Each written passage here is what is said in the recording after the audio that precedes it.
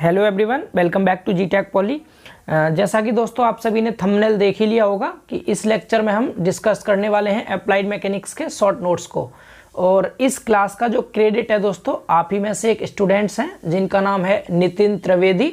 ये लखनऊ पॉलीटेक्निक से हैं, मैकेनिकल प्रोडक्शन इनका ब्रांच है। तो इन्होंने ये नोट्स मुझे व्हाट्सएप पर शेयर किए थे और कहा था कि सर मैंने ये अप्लाइड मैकेनिक्स का जितना कुछ भी आपने पढ़ाया है उसके शॉर्ट नोट्स बनाए हैं। अगर आपको सही लगे तो आप हमारे इस जीटेक पॉली फैमिली के बीच में भी इसे शेयर कर सकते हैं, जिससे कि जो भी दोस्त अप्लाइड मैकेनिक्स का एग्ज़ाम देने वाले हैं उन सब की भी हेल्प हो सके। तो मैंने नोट्स देखे, मुझे काफ़ी हद तक नोट्स सही लगे, तो मुझे लगा आप सबके बीच भी शेयर कर लेना चाहिए। अगर आपको वास्तव में ही लगता है कि आपके लिए नोट्स हेल्पफुल हैं तो आप नितिन त्रिवेदी जी के लिए एक बार कमेंट्स ज़रूर करें, उन्हें थैंक्स ज़रूर बोलें। और इस नोट्स का जो पीडीएफ है दोस्तों, ये पीडीएफ आपको मैं टेलीग्राम पर शेयर कर दूंगा। तो एग्जाम में बैठने से पहले जस्ट आप एक बार पीडीएफ को रिवाइज करके जाएं। हालांकि सभी स्टूडेंट्स ने अपने अपने शॉर्ट नोट्स बनाए होंगे, लेकिन फिर भी आप एक बार इसे भी पढ़ सकते हैं। इसमें चैप्टर नंबर 1 से और लास्ट चैप्टर तक जितना भी मैकेनिक्स का सिलेबस है उसके सभी के ऑलमोस्ट सभी फॉर्मूले हैं इसमें, और सभी मेन पॉइंट को इन्होंने लिखा है। लगभग 16-17 पेज के ये नोट्स हैं। तो पहले मैं एक बार आपको इन्हें रिवाइज करा देता हूँ, समझा देता हूँ कि आपको किस तरह से पीडीएफ से इनको पढ़ना है। देन आफ्टर आप टेलीग्राम से पीडीएफ डाउनलोड करके इसको पढ़ सकते हैं।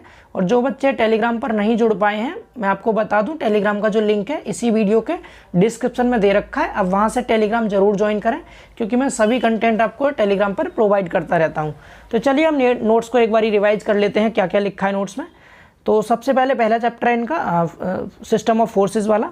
तो इसमें इन्होंने पहला फॉर्मूला लिखा है बलों के समांतर चतुर्भुज का नियम। तो बलों के समांतर चतुर्भुज का नियम आपको पता है, उसमें हम परिणामी बल निकालते हैं। यदि आपको दो बल P और Q दे रखे हों और उनके बीच का एंगल थीटा हो, तो जो R होता है आपका अंडर रूट में P² + Q² + 2PQ cos theta होता है। एंड यहीं पे हम परिणामी की दिशा निकालते हैं, जो कि हॉरिजॉन्टल के साथ अल्फा एंगल बनाता है। आपने देखा भी होगा, इस तरह से डायग्राम आपको बनवाया था। ये आपका कोई एक P फोर्स था और ये वाला आपका कोई एक Q फोर्स था। इन दोनों के बीच में से R परिणामी जाता था। इस R का जो एंगल होता है, ये वाला हॉरिजॉन्टल एंगल अल्फा, इसकी वैल्यू क्या होती है, tan alpha = Q sin theta upon P + Q cos theta. Clear ना। तो ये आपका बलों के समांतर चतुर्भुज के नियम के दो फॉर्मूले हो गए। ठीक है। इसके बाद आगे इन्होंने लिखा है परिणामी बल ज्ञात करने की जो वियोजन विधि मैंने आपको बताई थी, वो क्या होती है, R बराबर अंडर रूट में सिग्मा fx का स्क्वायर प्लस सिग्मा fy का स्क्वायर। यहाँ पर सिग्मा fx क्या है, जो आपके हॉरिजॉन्टल कंपोनेंट होते हैं, क्षैतिज घटक, उन सब का योगफल है। और सिग्मा fy वर्टिकल कंपोनेंट का योगफल है। ठीक है। इसकी जगह पर सिग्मा h का स्क्वायर प्लस में सिग्मा b का स्क्वायर भी लिखा आ सकता है अंडर रूट के अंदर। तो ये आपका R का फॉर्मूला हो गया कौन सा, जब एक पॉइंट पे बहुत सारे बल लगे हों उसके लिए। ठीक है। इस केस में डायरेक्शन का फॉर्मूला क्या होता है, sigma fy upon sigma fx होता है, tan अल्फा = क्लियर ना। यहाँ पर R लिखा भी इन्होंने, R जो है क्षैतिज से बना हुआ कोण है। ठीक है, सॉरी अल्फा जो है R द्वारा क्षैतिज से बना हुआ कोण है। आगे लामी थ्योरम लिखा है। लामी थ्योरम में आप सब जानते हैं किसी एक पॉइंट पर 3 फोर्स काम करते हैं, F1 F2 F3, और इनके जो अपोजिट एंगल होते हैं अल्फा बीटा गामा होते हैं। तो लामी थ्योरम क्या होती है, F1 upon sine alpha = F2 upon sine beta = F3 upon sine gamma होती है। एंड इसके बाद इन्होंने आगे लिखा है कि जो संगामी बल होते हैं हमारे समतलीय संगामी बल, उनके संतुलन की अवस्था क्या होती है। तो संगामी बल वो होते हैं जो एक ही पॉइंट पे मिलते हैं। तो इनके संतुलन की अवस्था होती है sigma fx = 0 and sigma fy = 0। इस केस में आपका जो रिजल्टेंट फोर्स होता है R 0 होता है। चूंकि fx और fy दोनों को 0 रखेंगे तो R भी यहाँ से क्या हो जाएगा, 0 हो जाएगा। क्लियर ना। अगला पॉइंट है यहाँ पर समतलीय संगामी बलों के ये समतलीय असंगामी बलों के संतुलन के नियम है। संगामी में क्या करते हैं, सिग्मा fx और सिग्मा fy को 0 करते हैं। असंगामी में क्या करेंगे, सिग्मा fx, सिग्मा fy और सिग्मा m, यानी जो आघूर्ण होता है, इसको भी 0 कर देते हैं। ठीक है ना। तो ये असंगामी बलों के संतुलन के नियम होते हैं। आगे बात करें आघूर्ण का नियम, तो आघूर्ण नहीं, पहले मूवमेंट की डेफिनेशन इन्होंने दी है यहाँ पर। मूवमेंट क्या होता है आपका, आघूर्ण। आघूर्ण आप सभी जानते हैं बल गुणा लंबवत दूरी को कहते हैं। तो फोर्स इंटू परपेंडिकुलर डिस्टेंस आपका मूवमेंट होता है। यूनिट इसकी न्यूटन इंटू मीटर होती है। ठीक है। आगे वेरिग्नॉन का प्रमेय है। वेरिग्नॉन का प्रमेय क्या कहता है कि यदि किसी भी पॉइंट पर दो या दो से अधिक बल काम कर रहे हो या फिर दो बल काम कर रहे हो, तो उन दोनों बलों का किसी पॉइंट के अबाउट मूवमेंट का जो योगफल होता है वो इन दोनों बलों के आघूर्ण के बराबर होता है। ये वेरिग्नॉन का प्रमेय होता है। ठीक है ना। तो इन्होंने लिखा एफ का जो आघूर्ण होगा, एफ के दोनों हॉरिजॉन्टल और वर्टिकल कंपोनेंट का उसी पॉइंट के अबाउट जो आघूर्ण होता है उसके योगफल के बराबर होता है। ये वेरिग्नॉन का प्रमेय था। आगे आघूर्ण का सिद्धांत क्या कहता है? आघूर्ण का सिद्धांत होता है क्लॉकवाइज मूवमेंट और एंटी क्लॉकवाइज मूवमेंट का जो योगफल होता है वो बराबर होता है, या फिर इसी को हम कह सकते हैं कि सिग्मा एम बराबर 0 होता है, यानी किसी एक पॉइंट के अबाउट सभी बलों का जो आघूर्ण का योगफल होता है वो 0 होता है। ये आघूर्ण का सिद्धांत कहता है। ठीक है, आगे बात करें सरल लीवर, तो आपको सरल लीवर के 3 प्रकार बताए थे। प्रथम वर्ग का होता है, द्वितीय वर्ग का होता है और तृतीय वर्ग का होता है। इनमें से मैंने आपको एमसीक्यूज की सीरीज में एक क्वेश्चन भी कराया था कि प्रथम वर्ग के जो आपके सरल लीवर होते हैं उनमें जो आलम्ब होता है वो बीच में होता है, कहाँ होता है, इस पर बेस्ड क्वेश्चन था, तो इस पर बन सकते हैं क्वेश्चन। तो तीनों वर्ग में आप याद रखेंगे। यहाँ पर एक छोटी सी ट्रिक भी लिखी है, AWP। AWP का मतलब क्या है? A फॉर यहाँ पर आलम्ब है, W फॉर भार है और P फॉर यहाँ पर प्रयास है। ठीक है ना, तो प्रथम वर्ग में आलम्ब बीच में रहता है, यानी कि प्रथम वर्ग में आलम्ब बीच में रहेगा। इस तरह से लीवर का डायग्राम बनता है ऐसे। ठीक है, प्रथम वर्ग में क्या होता है? आलम्ब बीच में होगा, जो आपका फलक्रम F होता है, एंड किनारों पर आपका इफर्ट एंड फोर्स होता है, जो वेट होता है वो होता है। ठीक है, बीच में आलम्ब रहता है। एंड द्वितीय वर्ग की बात करें सेकंड वाले में, तो सेकंड में भार बीच में रहेगा और एक तरफ रहेगा प्रयास, दूसरी तरफ रहेगा आपका आलम्ब। ठीक है, तीसरे वाले में प्रयास बीच में होता है, किनारे पर आलम्ब और भार रहता है। तो आपको याद रखना है कौन से वर्ग के सरल लीवर में कौन सा इनमें से बीच में होता है। तो प्रथम वर्ग में आलम्ब बीच में होगा, द्वितीय वर्ग में भार बीच में रहता है और तृतीय वर्ग में प्रयास बीच में रहता है। ठीक है, आगे बात करें बल युग्म क्या होता है। तो बल युग्म में आप सभी ने देखा था 2 बल होते हैं और दोनों बल आपस में समांतर लेकिन विपरीत दिशा में लगाए जाते हैं और दोनों का मैग्नीट्यूड भी सेम होता है। इधर F तो इधर भी F होगा। क्लियर ना? तो इसका जो हम मूवमेंट लेते हैं बल युग्म का मूवमेंट, वो क्या आता है? बल युग्म में से एक बल ले लेते हैं F और दोनों के बीच की जो दूरी होती है, जो कि हम बल युग्म की भुजा जिसे कहते हैं, यहाँ से यहाँ तक की दूरी है कैपिटल D, ठीक, सॉरी स्मॉल d, तो m बराबर क्या हो जाएगा? F into D. ये बल युग्म का आघूर्ण होता है। ठीक है ना, इसकी भी यूनिट आपकी सेम न्यूटन इंटू मीटर होगी, बिकॉज बल इंटू डिस्टेंस है ये। आगे लिखा हुआ है फिर यहाँ पर centre of gravity. Centre of gravity के बारे में इन्होंने कुछ पॉइंट लिखे हैं। सेंटर ऑफ ग्रेविटी अगर हम निकालें तो सबसे पहले यहाँ लिखा है 2D बॉडीज के लिए क्या होता है? x बार निकालने का formula A1x1 plus A2x2 upon में A1 प्लस A2। ठीक है, इसको हम क्या लिख सकते हैं? Sigma AIXI upon sigma AI। आई मतलब यहाँ सेक्शन, नंबर ऑफ सेक्शन होता है, पहला है तो 1 1 कर देंगे, दूसरा है 2 2 कर देंगे, इस तरह से। तो sigma AIXI upon sigma AI। ठीक है, बाई बार का formula A1/1 plus A2/2 upon A1 plus A2, इसी तरह से कंटिन्यू जाता है आगे तक ये। इसको इन शॉर्ट हम क्या लिख देते हैं? सिग्मा AI/I अपॉन में सिग्मा AI, इस तरह से। ठीक है, आगे अगर 3D बॉडीज हो तो जहाँ पर आपने एरिया यूज किया था वहाँ पर हम वॉल्यूम यूज कर लेते हैं, आयतन यूज कर लेते हैं। क्लियर ना? तो आयतन यहाँ पर यूज कर लेंगे तो फॉर्मूला आपका ये बन जाएगा क्या? B1/Y1 प्लस B2/2 प्लस में डैश डैश डैश अपॉन में B1 प्लस B2, इस तरह से। B यहाँ पर आयतन है और ऊपर जो A था वो एरिया था। क्लियर ना? आगे बात करें अगले पॉइंट की, तो अगला जो पॉइंट इन्होंने लिखा है यहाँ पर, इसमें लिखा हुआ है मशीन से रिलेटिव फॉर्मूले लिखे इन्होंने। मशीन का सबसे पहले यांत्रिक लाभ बता रखा है। यांत्रिक लाभ क्या होता है? मैकेनिकल एडवांटेज, उठाया गया भार अपॉन लगाया गया प्रयास होता है। या फिर अगर हम इसको भुजा के फॉर्म में लिखें, लीवर का, किसी लीवर का यांत्रिक लाभ पूछे आपसे, तो प्रयास भुजा अपॉन भार भुजा होती है। ठीक है ना? आगे वेगानुपात का फॉर्मूला प्रयास द्वारा चली गई दूरी अपॉन भार द्वारा चली गई दूरी होती है। मशीन की दत्त ऊर्जा की बात अगर करें तो दत्त ऊर्जा कहते हैं इनपुट को। तो इनपुट क्या होता है? प्रयास और प्रयास द्वारा चली गई दूरी, जो आपकी बाई ऊपर दिखा रखी थी, इन दोनों के प्रोडक्ट को हम इनपुट कहते हैं। आउटपुट की बात करें तो बल गुणा और बल द्वारा चली गई, यानी भार जो होता है, बाहर उठाया गया भार, भार द्वारा चली गई दूरी और भार, इन दोनों के गुणनफल को हम आउटपुट कहते हैं। यूनिट दोनों की ही न्यूटन इंटू मीटर होगी। आगे दक्षता की बात करें, इफिशियंसी क्या होती है? आउटपुट अपॉन इनपुट होती है, परसेंटेज में लेते हैं इसलिए 100 से मल्टीप्लाई कर देते हैं। इसका दूसरा फॉर्मूला MA/BR भी आता है। ठीक है, यहाँ पर ही आप ये भी याद रख सकते हैं कि जो आदर्श मशीन होती है उसकी इफिशियंसी 100% होती है, उसके लिए MA और BR बराबर होते हैं। क्लियर ना? चलिए आगे देखते हैं अगला क्वेश्चन। यहाँ अगला पॉइंट, यहाँ पर अगला पॉइंट लिखा हुआ है घर्षण के कारण प्रयास तथा भार में कमी। घर्षण की वजह से प्रयास और भार में कमी क्या होती है, ये आपको कैलकुलेट करना है। तो पहले यहाँ लिखा है PF मतलब क्या है? घर्षण के कारण प्रयास में कमी है। अब घर्षण के कारण प्रयास में कमी कैसे निकालेंगे? तो किसी मशीन में जो आइडियल मशीन होगी उसके द्वारा हम कम प्रयास लगा के अधिक भार को उठा सकते हैं। तो आइडियल मशीन का प्रयास कम होता है और जिसमें घर्षण होता है उस मशीन का प्रयास ज़्यादा होता है। तो घर्षण वाली मशीन में, यहाँ पर कौन सी मशीन है जिसमें घर्षण हो रहा है, तो उसके प्रयास में से बिना घर्षण वाली जो मशीन होती है उसे आइडियल मशीन कहते हैं। तो आइडियल मशीन का प्रयास हम घटा देंगे तो घर्षण की कमी हमारी निकल आती है। तो PF बराबर P - PI होता है और आदर्श मशीन का अगर आपको पी निकालना है तो हम क्या करेंगे, आदर्श मशीन के लिए आप जानते हैं एम ए और बी आर बराबर होता है। अगर आप एम ए और बी आर को बराबर रख देंगे बी आर को, तो आप जानते हैं क्या कि एम ए होता है डब्ल्यू अपॉन पी और बराबर बी आर। तो यहाँ से पी आप निकालेंगे तो डब्ल्यू अपॉन बी आर आ जाएगा। तो यहाँ पर वही लिखा हुआ है क्या, डब्ल्यू अपॉन बी आर। तो आपका पी एफ बराबर P minus W upon B R आ गया। यहाँ से बाहर में कमी की बात करें तो बाहर में कमी निकालेंगे तो आप जानते हैं आदर्श मशीन में कम प्रयास लगा के अधिक भार को उठाते हैं। डेट मीन्स आदर्श मशीन का भार ज़्यादा होगा, उनमें से घर्षण के कारण कम भार उठेगा, तो कम वाला घटा दिया आदर्श मशीन के भार में से।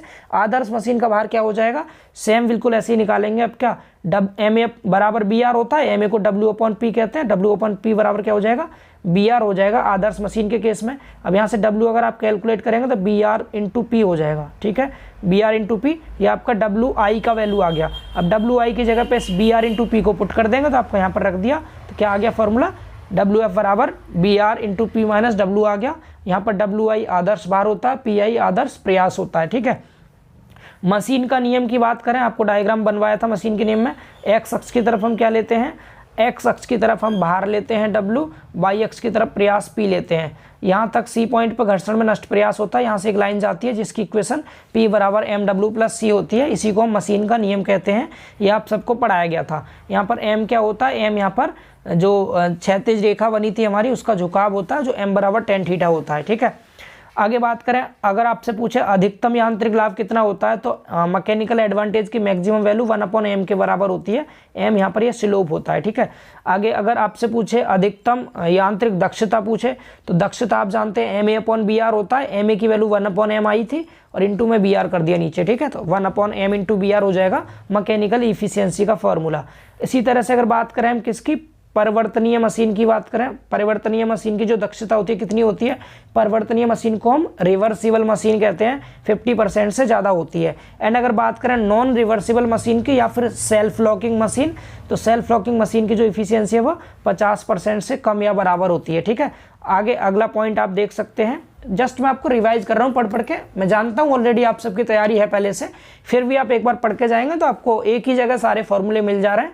इससे ये बेस्ट तरीका रिवीजन का। अगर कोई छोटा मोटा न्यूमेरिकल बनता है डायरेक्ट फॉर्मूले बेस तो आप कर पाएंगे इजीली, और एग्जाम में एज इट इज फॉर्मूला भी पूछेगा, फॉर्मूले से डेफिनेशन भी पूछ लेता है। तो इसलिए इसको जस्ट रिवाइज कर लें आप पीडीएफ से, मैं आपको पीडीएफ प्रोवाइड करूँगा। ठीक है, तो आगे आपका अगर हम बात करें सिस्टम ऑफ पुली की, तो आपने पढ़ा है पुली के जो सिस्टम होते हैं।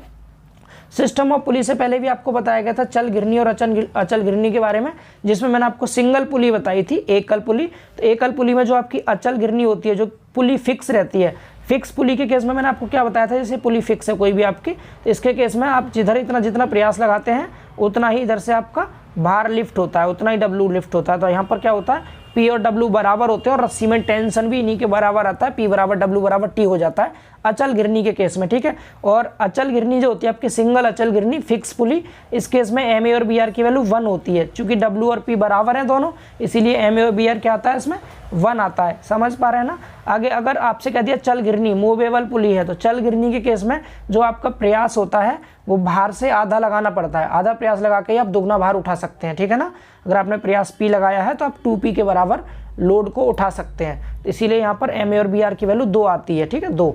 अचल घिरनी के केस में 1 होता है, चल घिरनी के केस में 2 होता है। मैंने आपको ये सीरीज में भी पढ़ाया था। अगर हम बात करें घिरनियों के प्रथम निकाय की, तो घिरनियों के प्रथम निकाय में जो प्रयास होता है उसका फॉर्मूला होता है capital W plus small W, bracket में 2n-1 अपॉन 2n।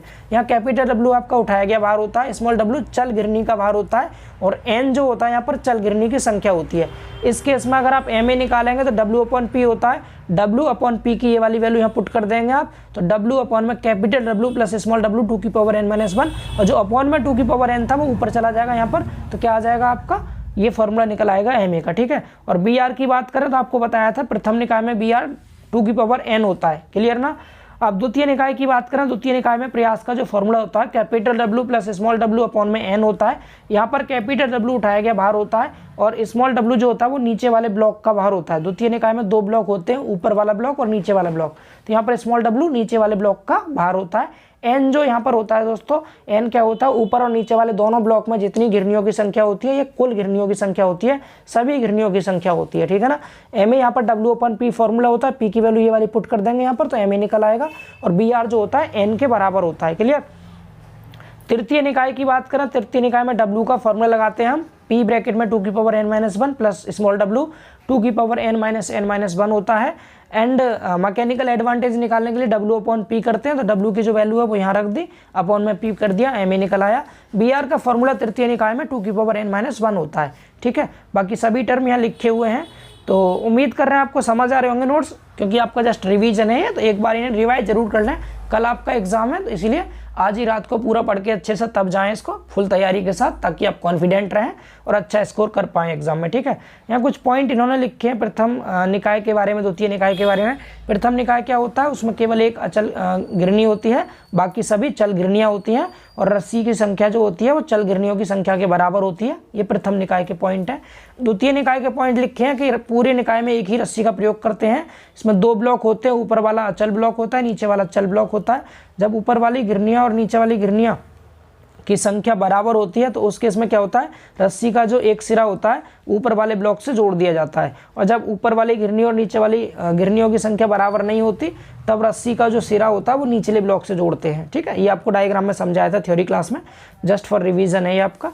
तृतीय निकाय में क्या होता है, तृतीय निकाय में अचल गिरनी की जो संख्या होती है आपकी 1 होती है, चल गिरनी की संख्या 1 से ज़्यादा होती है, और रस्सी की जो संख्या होती है वो सभी गिरनियों की संख्या के बराबर होती है। आगे वेस्टर्न की व्यासांतरी गिरनी की बात करें, तो वेस्टर्न की व्यासांतरी गिरनी MA बराबर W/P होता है। MA बराबर W/P होता है, ये आप जानते हो ऑलरेडी। मैकेनिकल एडवांटेज कोई सी भी गिरनी हो सबके लिए सेम रहेगा। एंड इफिशियंसी का फॉर्मूला भी आप जानते हैं पहले से ही। यहाँ पर नया क्या है आपके लिए, BR का फॉर्मूला नया है, BR याद रखेंगे, 2 capital D upon capital D minus small d। Capital D यहाँ पर क्या होता है, बड़ी गिरनी का व्यास होता है, और स्मॉल d जो होता है वो छोटी वाली गिरनी का व्यास होता है, ठीक है। आगे बात करें साधारण पहिया तथा धुरी, तो इसमें आपका वही MA और ईटा तो सेम ही रहेगा। यहाँ पर BR का फॉर्मूला क्या रहता है, साधारण पहिया और धुरी के केस में capital D upon small d रहता है। कैपिटल D यहाँ पर पहिए का व्यास होता है, स्मॉल d धुरे का व्यास होता है, ये साइड में लिखा हुआ है, ठीक है। बहुत अच्छे नोट्स हैं दोस्तों, काफ़ी बेनिफिशियल है, बच्चे ने बहुत मेहनत की है, तो इसके लिए 1-2 लाइक तो बनते हैं जरूर। तो आप सभी 1-1 लाइक करें, एंड कमेंट्स में जरूर लिखें, भाई का नाम नितिन है, इसको थैंक्स जरूर बोलें, ठीक है। आगे है आपका व्यासांतरी पहिया तथा धुरी, तो MA बराबर W/P। ये यहाँ पर हमें केवल BR के फॉर्मूले चेंज हो रहे हैं, तो केवल BR के फॉर्मूले याद करने हैं सिर्फ। तो व्यासांतरी पहिया और धुरी के केस में क्या होता है, जैसे आपका व्यासांतरी पुली का था वैसे यहाँ रहता है। यहाँ पर 2 अलग अलग व्यास की धुरी होती है, दोनों धुरी का व्यास का अंतर नीचे कर देंगे, ऊपर कैपिटल 2D लिखेंगे सेम, तो 2D/D1 माइनस D2 होता है। साधारण स्क्रू जैक की बात करें, तो इसमें BR क्या रहता है आपका, πL/x होता है, 2πL/x होता है, ठीक है ना। L यहाँ पर हत्थे की लंबाई होती है, जो आपका हत्था रहता है, और x जो होता है यहाँ पर दोस्तों, x क्या होता है आपको, जो पिच होती है, पिच के बीच की डिस्टेंस होती है, ठीक है। तो आप आगे देख सकते हैं। इसके बाद आपका व्यासांतरी स्क्रू जैक है। तो इन सभी को दोस्तों आप नोट्स में रिवाइज करना, मैं आपको PDF प्रोवाइड कर दूंगा, ठीक है ना, क्योंकि आप खुद से पढ़ेंगे तो आपका टाइम भी बचेगा। मैं आपको जस्ट इस स्लाइड को आगे दिखा देता हूँ उन्होंने कितना कुछ लिखा है, बिकॉज मैं जस्ट रीड कर रहा हूँ, और मैं बिल्कुल नहीं चाहता कि मेरे बच्चे बोर हो मेरे द्वारा पढ़ाने से। तो आप प्लीज़ करके खुद से इन्हें रीड कर लें, मैं आपको टेलीग्राम पर भेज दूंगा, ठीक है। थ्योरी आप सभी ने पहले से देखी होगी, तो जस्ट मैं आपके लिए PDF लाया था एक तरह से, जिससे कि आप इस PDF को रिवाइज करें और अपने एग्जाम में अच्छा स्कोर कर पाएँ, ठीक है ना। 16-17 पेज का PDF है। और ये जो कंडीशन लिखी हुई है यहाँ पर घर्षण बल की, तो इन कंडीशंस को आप ऑलरेडी जानते हो, तो इनकी रटना मत इन्हें। ये जो इन्होंने फॉर्मूले यहाँ लिखे हैं, P का फॉर्मूला और ये सब, तो घर्षण वाली कंडीशन को प्लीज़ करके कोई रटेगा नहीं, ये जस्ट आपकी डायग्राम से बन जाती हैं, ठीक है। आपने पढ़ा होगा थ्योरी की क्लास में, तो उसके थ्रू आप याद कर लेंगे इनको, ठीक है। तो ये फ्रिक्शन वगैरह सारे नोट्स हैं इनमें, केवल 17 पेज आपको साइड में दिख रहे होंगे स्लाइड में, केवल 17 पेज में इन्होंने पूरा ही लिख दिया शॉर्ट नोट्स की फॉर्म में। तो काफ़ी अच्छे नोट्स हैं, तो एक बार आप देख लीजिएगा, ठीक है। क्लियरिटी भी काफ़ी अच्छी है, स्कैन करके PDF है। तो ये PDF आपको दोस्तों टेलीग्राम पर मिलेगा। GTech पॉली का ऑफिशियल टेलीग्राम चैनल है, वहाँ पर आप या तो टेलीग्राम को सर्च कर लें GTech पॉली जा करके, अदरवाइज़ आप क्या कर सकते हैं कि नीचे लिंक दे रखा है डिस्क्रिप्शन में, तो वहाँ से भी टेलीग्राम ज्वाइन कर लें, एंड वहाँ आपको ये PDF कंबाइंड PDF पूरा मिल जाएगा। तो इसमें फुल अप्लाइड मैकेनिक्स से शॉर्ट नोट्स हैं ये सभी। तो मैं इस PDF को आपको जस्ट अभी शेयर करने वाला हूँ, ठीक है। तो आप वीडियो को लाइक करें, और दोस्तों के पास तक एटलीस्ट अगर वीडियो का लिंक नहीं भी पहुंचा सकते तो नोट्स ज़रूर पहुंचाएं, जिससे कि सभी बच्चों की हेल्प हो सके। बिकॉज GTech पॉली हमारा किसी एक का नहीं है, पूरी फैमिली है, तो इसमें सभी की हेल्प होगी, ठीक है ना। तो चलिए दोस्तों, बहुत जल्द मिलेंगे अगले लेक्चर में। तब तक के लिए आपके एग्ज़ाम के लिए आपको ढेर सारी शुभकामनाएं। All the best for your upcoming exam, and bye bye, take care.